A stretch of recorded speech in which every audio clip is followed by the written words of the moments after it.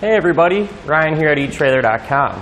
Today on our 2018 Mitsubishi Outlander, we're going to be taking a look at and showing you how to install the Curt Trailer Hitch Receiver.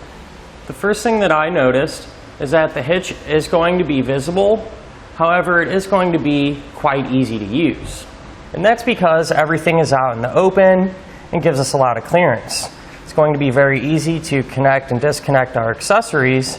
And since the receiver tube comes out a little ways past our bumper, it's going to be perfect for those folding accessories. Now, compared to some of the other hitches out there, this one is just going to contour to the lines of our bumper a little bit better, and in my opinion, give us a little bit of a cleaner look. The hitch is going to have a gloss black powder coat finish, which isn't only going to hold up well against the elements, it's going to look good too. The maximum gross tongue weight rating is going to be 600 pounds. That's the amount of weight pushing down on our hitch. So that'll work perfect for just about any bike rack or cargo carrier. The maximum gross towing weight rating is going to be 4,000 pounds of the amount of weight pulling on the hitch.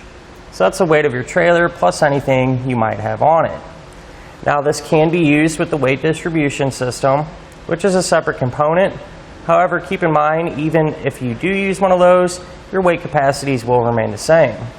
Now, I do want to point out, it is always a good idea to check with your Mitsubishi's owner's manual to make sure you can pull that much weight. The reinforced collar is going to give us extra strength. We're also going to have the standard size 5/8 pinhole. Now, keep in mind, a pin and clip does not come included, but if you need one, you can find it here at Etrailer. We are going to have plate-style safety chain openings, which are very large and easy to get to, and that'll allow us to use just about any size hook that we might have. Now I'm going to give you a couple of measurements, and you're going to use these to help figure out which hitch-mounted accessories to get. From the ground to the top inside edge of the receiver tube opening, it's going to be about 12.5 inches. So chances are pretty good you're going to need to get a ball mount with a rise. The center of the hitch pinhole is going to sit 1 inch past our rear bumper. So you shouldn't have any issues at all using those folding accessories. As far as the installation goes, it's not going to take up a whole lot of your time, but it will require a little bit of finesse. Speaking of which, let's go ahead and put the hitch on together now. To begin our installation, we're going to first start by removing a tow hook bracket on the driver's side of our frame rail. It's going to be held in place by 3 bolts. We're going to have 2 right here and 1 in the center. So I'll use a 14mm socket to get those removed.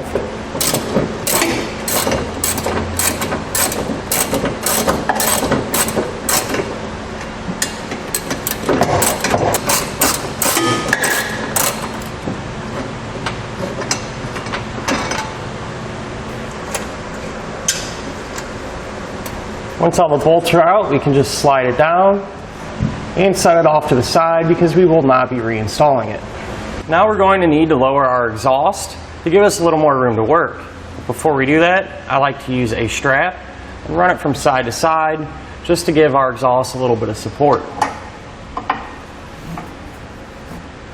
Now we're going to have a total of 3 rubber isolator hangers that we need to remove. We're going to have one right here towards the end of our muffler. If you follow the exhaust towards the front of the car, we're going to have 2 more. One right here and one right here. Now to get these off, what you want to do is spray them down with some penetrating oil or some soapy water to make it a little bit easier. And then we can just take a pry bar and work that rubber portion off of the metal hanger. I'm going to use that same technique to get the other 2 off.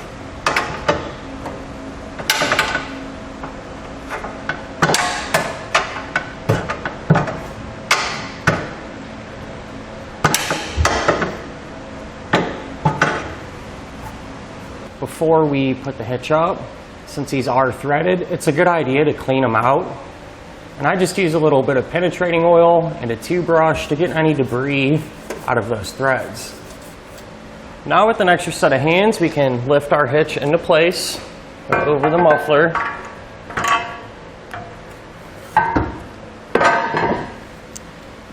We're going to secure it on each side using our smaller bolt here that threads into the frame rail. And we're going to want to make sure to get these hand tight on each side, that way the hitch will support itself while we work on the rest of the hardware. Now the hardware that we use to secure the hitch into our frame rail is a smaller bolt and a conical tooth washer. Now you want to make sure that the teeth on the washer are going to face up towards the hitch like we have it here. Now the hardware that we're going to use for these two attachment points on the passenger side, what we're going to do is take our long carriage bolts, put them in through the hitch, that way they're sticking out on the frame rail. And then when both of our bolts are coming through the hole, we're going to put on our spacer block and then tighten both of the bolts down with the flange nut.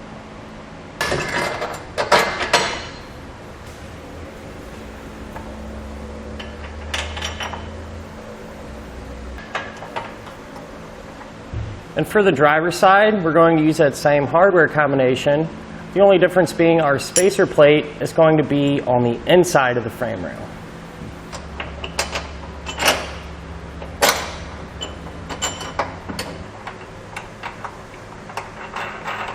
Now just a quick pointer, I was able to push our bolts completely in properly, but if the spare tire is hanging you up, to make it a little easier, you can lower it just a bit to give you a little more room.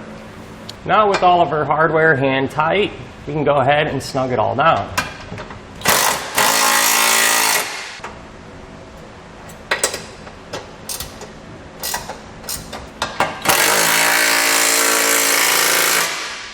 With everything tight, we can torque everything to the amount specified in the instructions.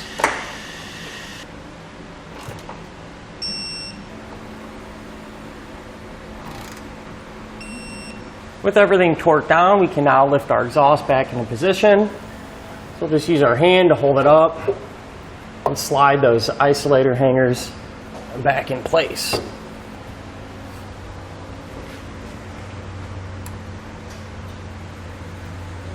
And then we're able to remove our strap. And that'll finish up our look at and our installation of the Curt Trailer Hitch Receiver on our 2018 Mitsubishi Outlander.